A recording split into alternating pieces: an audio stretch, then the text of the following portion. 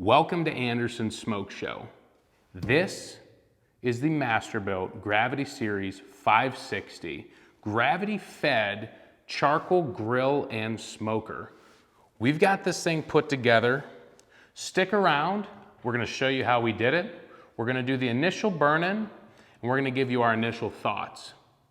Stick around, see how we do it. Be sure to subscribe to my channel and smash that notification bell. That way you can keep up with the latest content. Like this video and write me a comment. Let me know what you think. Ask me questions. Ask me about this Masterbuilt Gravity Series smoker and grill.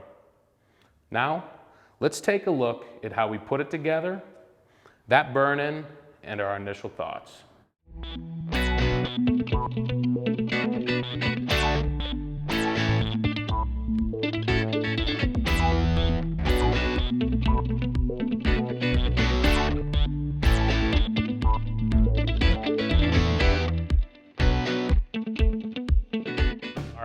Let's go ahead, get this thing unpackaged.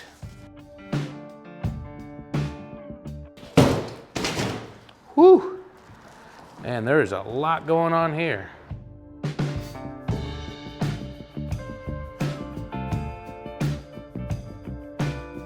I do like that the instructions are right on top.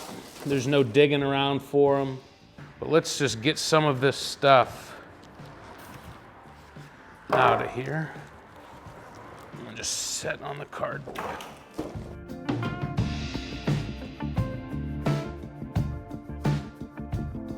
And this is the Masterbuilt Gravity Series 560 gravity-fed charcoal grill and smoker. This thing looks pretty sweet. It's big. It's pretty tall, a lot taller than I thought it was gonna be. Looks like we got a bunch of stuff in here too. This thing is quite the trip to get out of here. There we go.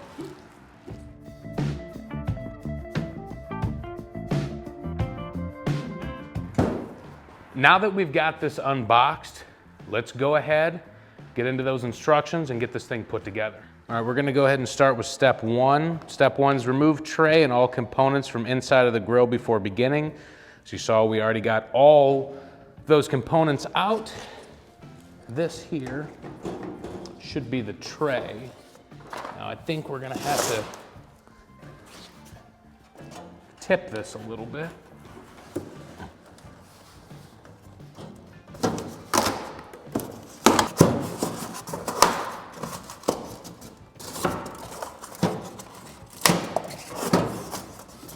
You can see there's some styrofoam in there stopping you.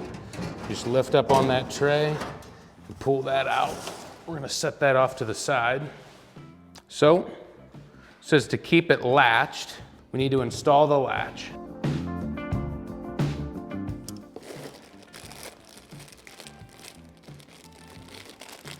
That looks like the latch to me. Now we gotta find the screws here. There we go.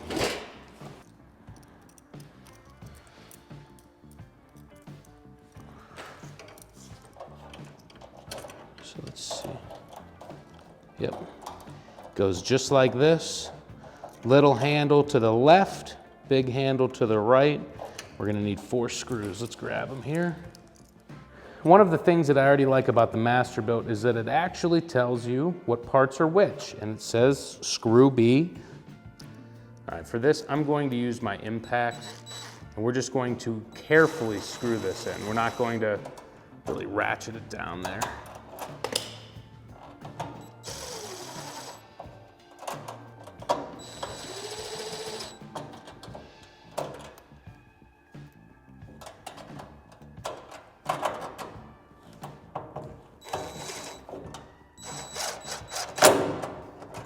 Now that we've got all of them on, let's just test the handle here.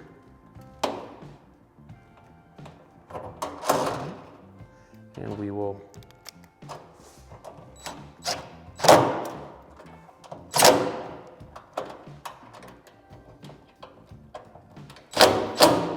So step 2 says we want to keep this latched the entire time. So let's go ahead and seal this. We're going to leave it like that.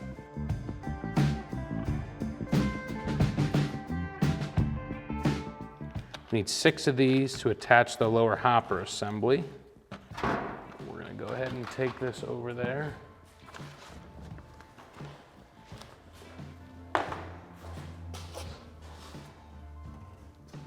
Essentially that's going to get placed here, but it actually needs to go in between the hopper assembly. Bend the circled piece away from the fan towards the hopper. So that's this, and I'm just going to bend it like that. So we need to get this lower hopper assembly attached to this through the bracket. So actually what I'm going to do is start the bracket on this piece, and I am going to carefully lift this into place so that we get that screw to line up.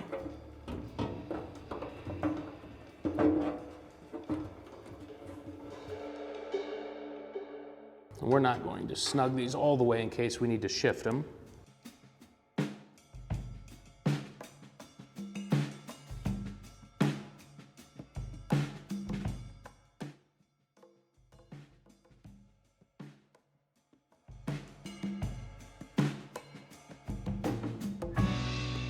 We're going to go through and tighten all of these really quickly. I'm going to lay this back down carefully.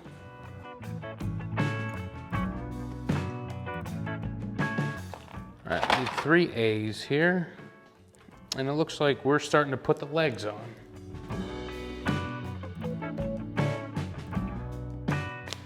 Part 21, it's the leg with the holes and the notch in it. That is this one. And this goes on the back right of the grill with the notches towards the right side. And it uses 3 A's. We've got this back right leg. We're just gonna get this started here.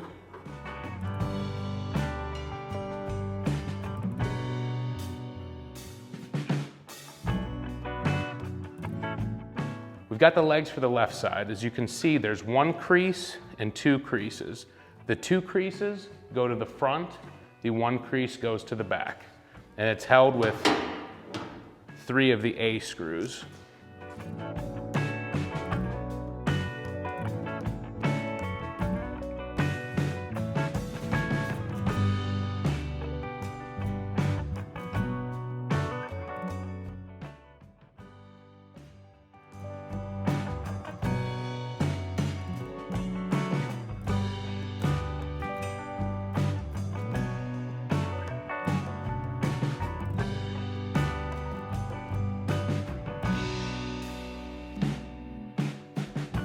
So the next step is to add this rack down at the bottom, and it needs 6 A screws and 6 nuts.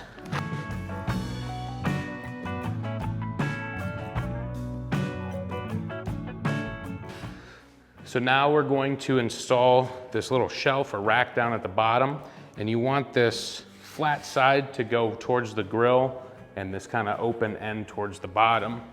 And essentially, it just sits right here. And I'm just getting some of these started by hand here. They're just some of the A screws and the D's nuts. Yeah, these nuts are D's nuts.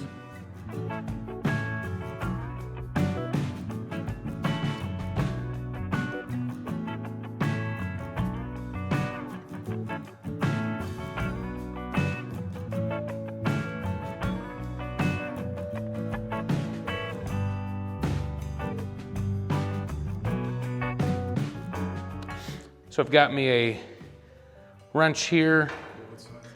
This is a 10 millimeter. And I'm just gonna hold that on there and we will torque this down.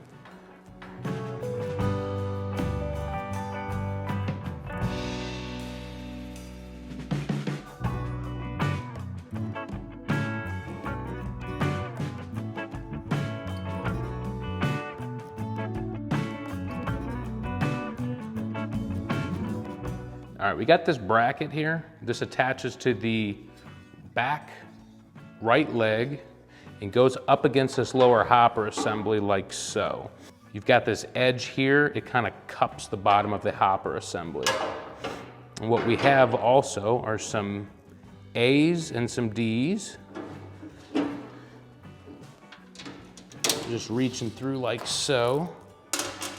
We'll get a couple of these nuts on it here.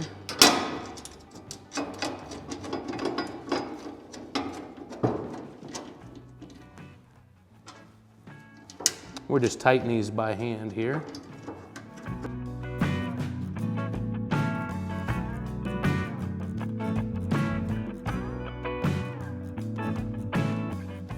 We've got 3 A's here.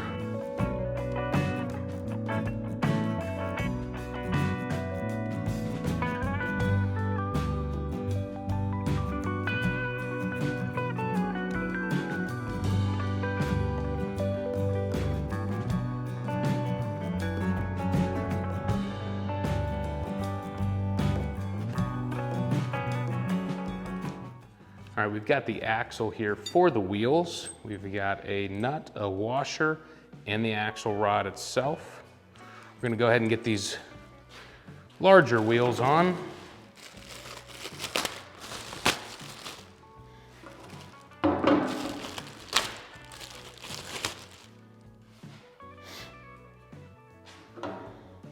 And it is going to go on just like so.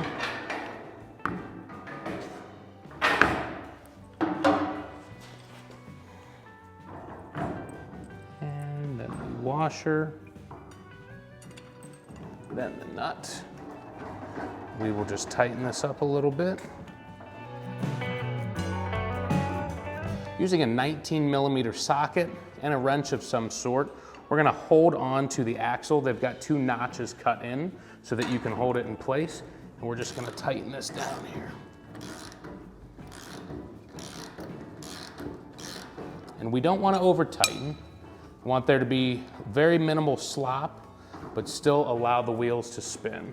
So I think at this case, we are good. We've got these caster wheels. It is threaded here on the bottom. We are just going to screw those in like so.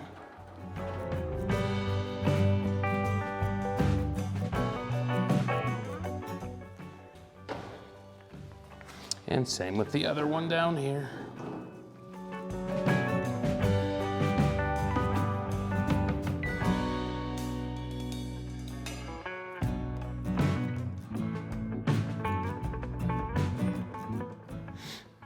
So 15 and 16 we do together. So they're saying that they want us to run it through this bracket that we've installed, and this is a limit switch for the hopper clean out door. All right, let's take a look at these wires here.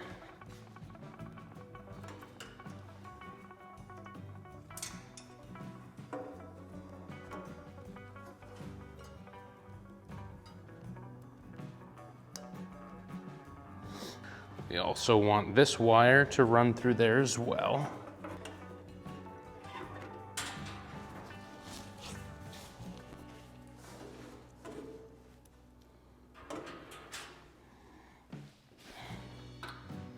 And here are the connections here.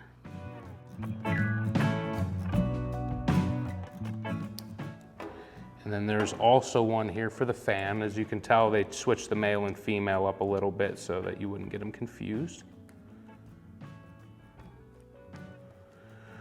All right, we've got all of those connected. Use the provided twist tie to bundle the connected wires against the bottom of the body. So they're showing us with this twist tie, don't lose that. You may want to use it for a loaf of bread, but this is very important. All right, we've got the front heat shield here for the lower hopper assembly. We've already pre-loosened these 2 existing screws. Now what you need to do is slip this behind the existing hopper assembly,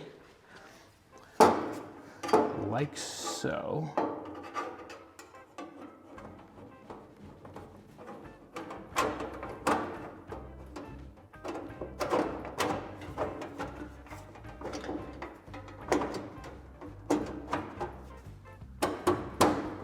Give it a couple little taps at the bottom. I've got my screwdriver here and a couple B screws. Just try and line this hole up here. We'll get that started. There we go. And we won't snug that up until we've got all screws in place. As you can see, I got to give this a little push from the back to line that up.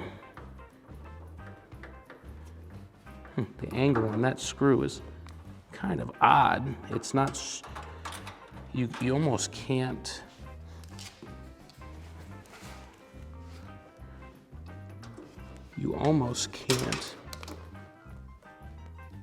start it with a screwdriver.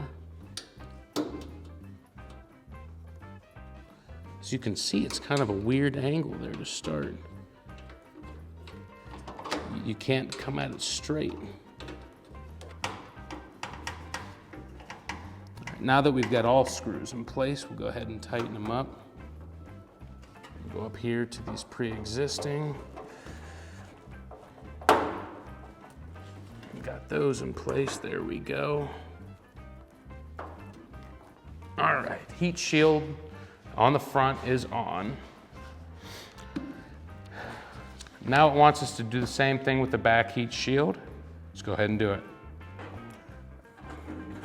All right, so we've already loosened these screws here, and what you want to do is just slip this on underneath that heat shield.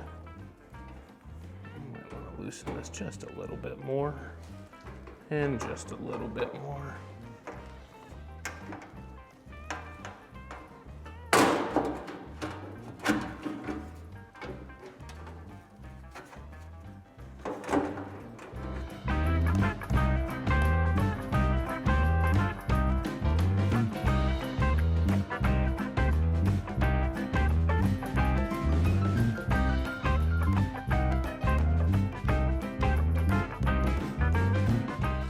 Got a couple pieces here.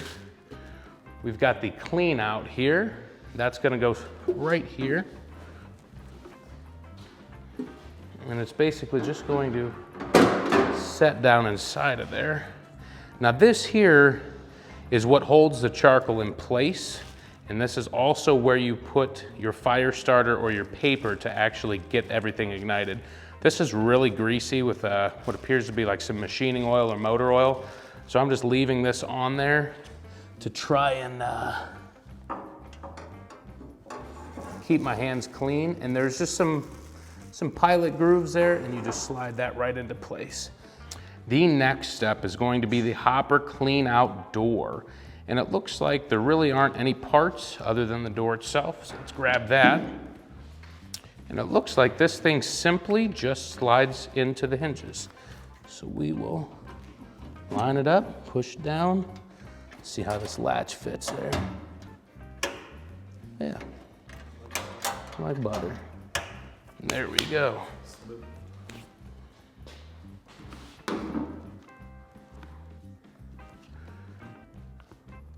Looks like we've got two brackets here in front. We've got the smaller bracket here. Looks like that slides in right there. The larger one, M facing the correct way, slides in right there. All right. All right, the next step is this knob and this washer that go on top here of the hopper door.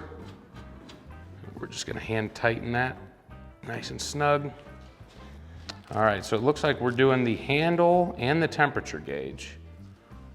All right, so on the handle, the left side has a notch, and inside of the handle is a notch as well.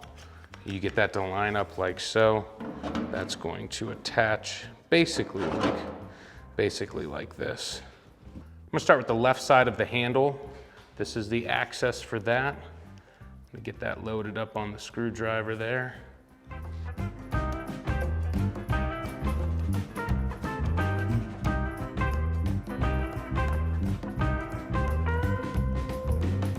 So when you're putting this handle on, when you're assembling the handle, you need to be very careful not to drop these screws. This right here is hollow. Getting in and out of that, I'm pretty sure you would lose those screws. If you were to drop that screw, you'd lose it. So I'm going to pull this up here so that I can see the light there, and I'm just going to carefully, like I'm playing that surgeon game.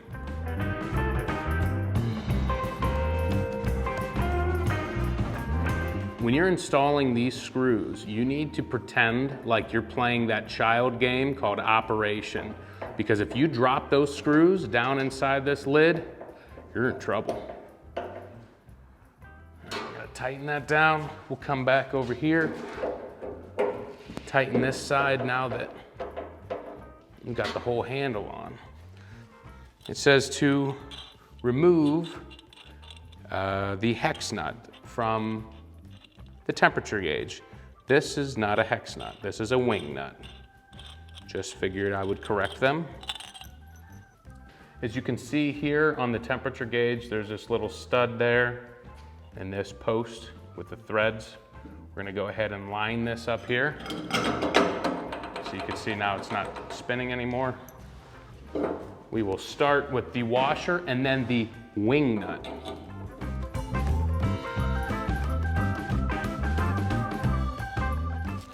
All right, this here is another very greasy part. It wants us to install these screws just partially. So we're just gonna do those by hand. And I'm keeping this baggie here on just to keep some of that grease off of my hands. I'm gonna switch places with the cameraman here. And these holes down here at the bottom, we're going to insert this plate.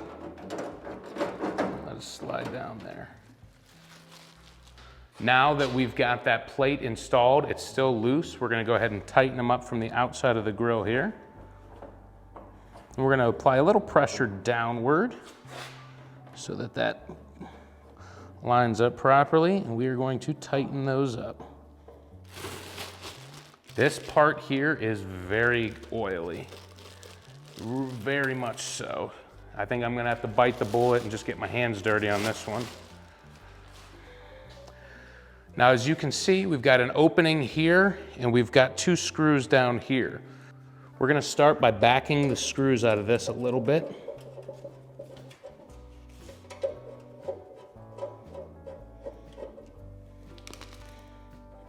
And then that plate that we just mounted,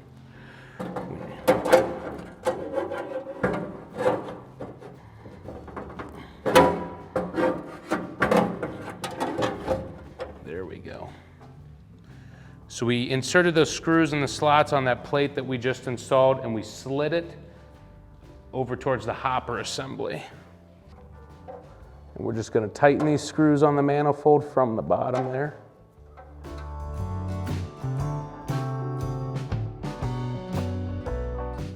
So we've got the tray for the left side of the grill. It also holds the controls for the entire thing. We're gonna go ahead and flip this over. We've got the antenna here, and it actually has to screw into place right here. It's pretty neat. We got an antenna on our grill. In order to mount the control panel and that shelf there on the left, we need to start the top two screws. So we've got these holes already tapped over here, and we're just gonna start those two on top. And as you can see here, we've got those slotted holes there. We're just going to line them up, get those on. Then from the bottom side, we've got two more screws.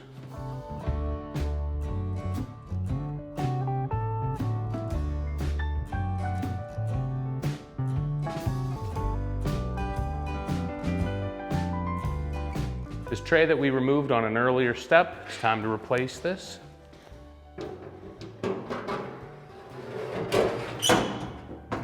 All right, that's in place. Now it's time for the cooking grates here. We're gonna go ahead and lift this up. Now these are some cast iron cooking grates, which is awesome. You could see they're labeled smoke and sear, which is really cool. That'll help you get those nice grill lines on there. Nice flat surface as well, whereas these are kind of peaked. So we're gonna go ahead, set that there. And same thing, we're gonna set this down. So we've got our upper racks here. These are just coated racks.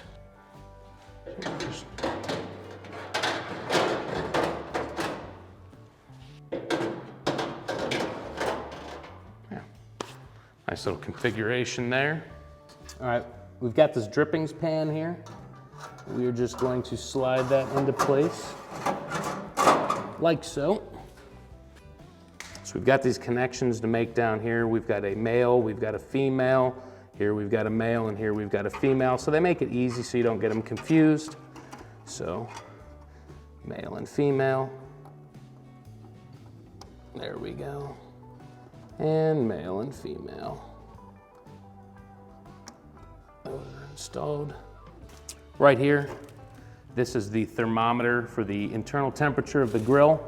It plugs into the bottom of the control panel. Right there. Then this last cord is actually our power cord. And so we will take this bread tie, which may be on the parts list somewhere else. We will connect that here. And as you can see, it is a twist lock. You insert that, and then you twist and lock it. Now it's in place. Comes with one meat probe, plugs into the front here, and you've got this gasket that you run that through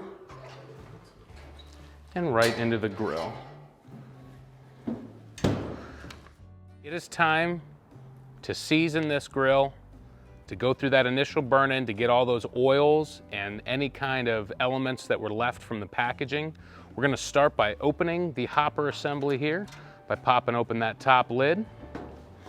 We've got some Kingsford 100th anniversary briquettes. We're gonna go ahead and load.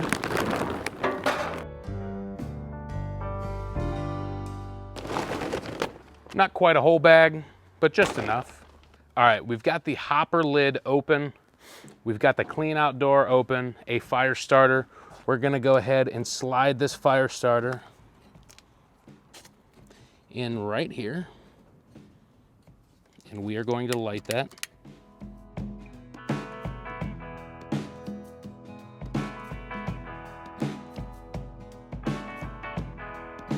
We've got that fire starter lit.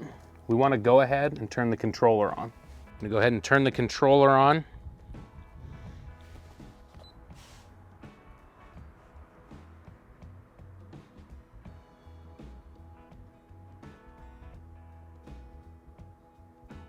We got it set to 400 degrees. We're gonna click the button again. That should set it. That's showing us 40 degrees is our internal temperature, 45 degrees. Now 1 to 2 minutes after the fire's been going, you can see here that the fire starter is working.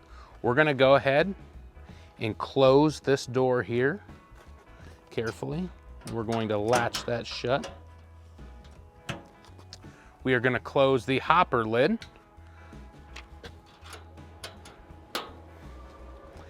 And now you can hear that the fan has kicked on. We also want to remove the heat intake and the air intake here out of there. Now you can really hear that fan and everything going. All right. According to the manufacturer's instructions, with a set temperature of 400 degrees, it should take us roughly 9 to 10 minutes for this thing to heat up. We're gonna monitor the temperature on here. So we're still at 45. We're gonna monitor that temperature till we get to that 400 degrees for that burn-in. One of the cool features of this grill, and a lot of the grills that are coming out now, is the Wi-Fi and Bluetooth connectivity. This Masterbuilt Gravity Series also has that. So let's go ahead and get it set up. I'm gonna go to the Masterbuilt app. Say yes, go ahead and use Bluetooth. Get started. Power up your device and then press and hold the connect button until you hear a beep.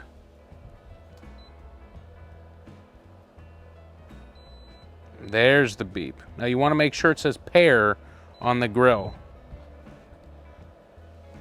And we are searching for device here. New device found, next. Name your device. Andersons SmokeShow, done. Email, sign in. We're gonna create an account.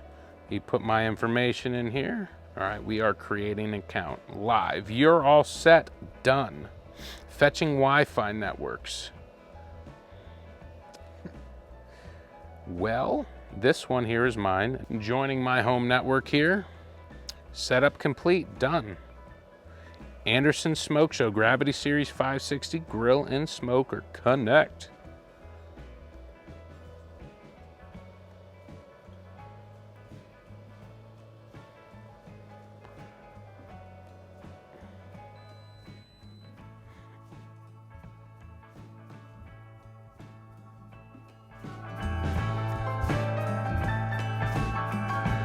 It looks like the grill might be updating by connecting it. There we go, I think that's 100%. So it looks like it's rebooting here. I'm gonna turn it on. I'm gonna go to temperature. We're going to set this to 400 degrees, which we were on our way to. Hit the temperature button again. Fan has started. All right, so let's talk about what happened here. We connected the app while we were in that startup procedure, and because it was connected to Wi-Fi, it determined that there was an update available for the device. So my suggestion for you, if you are going to set up this grill, before you light anything, before you get anything started, go ahead and connect to the Bluetooth and the Wi-Fi, get that update complete, because that could have been catastrophic. But it's all right. We got it under control. We've got things running again.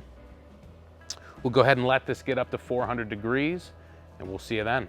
As an engineer, I'm always very curious how things run and operate. So I contacted Masterbuilt today before I ever set this up to understand the control panel.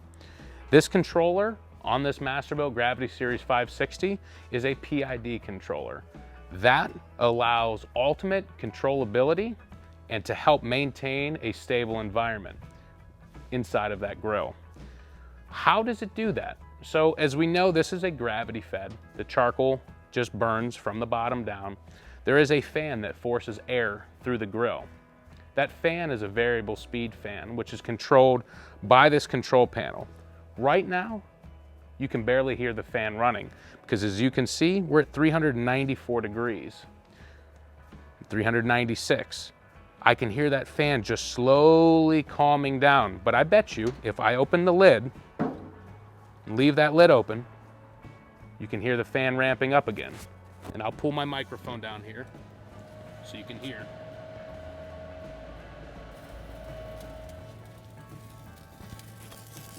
I'm gonna shut the lid. We're gonna look at the temperature here, 380. I'm gonna get down here really quickly with my mic.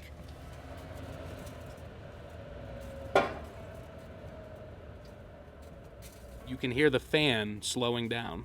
All right, enough opening and closing of the lid. We need this thing to burn off all of those oils and all of the packaging elements that came when this thing was shipped. So we're gonna let this go at 400 degrees for the next 30 minutes. We'll see you then. We're out here with the Masterbuilt Gravity Series. We just completed that initial burn-in. We burn off all those oils. We actually had it running for over a half hour at 400 degrees. Let's talk about this grill. Initial thoughts on the assembly, the startup, everything. So one thing about this Masterbuilt grill that I didn't realize when we purchased this, it's actually kind of complicated. The startup is manual, but once you get it going, that PID controller works extremely well to keep that temperature maintained. Just standing out here while this thing was going through that startup procedure, while it was going through that initial burn-in, I could hear that fan ramping up and ramping down just to keep that temperature at 400 degrees. And just watching the thermostat there on the control panel, it did a very good job doing that. So I'm pretty impressed with that. The assembly itself was a little bit more complicated, and there were more steps than what I was used to. I've put together some camp chefs, some gas grills, my Pit Boss vertical pellet smoker, and I think out of everything, this had the most steps and the most parts that needed to be assembled. It's not really a problem. The manual said that it would take about an hour and a half, and it took us about an hour and a half to 2 hours, but that was pausing in between to set up the next shot and to do some other things. Overall, not too bad. Another thing along the lines of the assembly is the instructions were pretty thorough. It had a parts list, which is a big thing in my mind. You need to tell people what parts are which and where they need to be used. It makes things a little bit easier. The one thing that I think the instructions lacked were words and directions and descriptions of the parts. There were some portions of the instructions that were a little confusing because they only provided a picture. There were no instructions. It didn't tell you what the part was, what it does.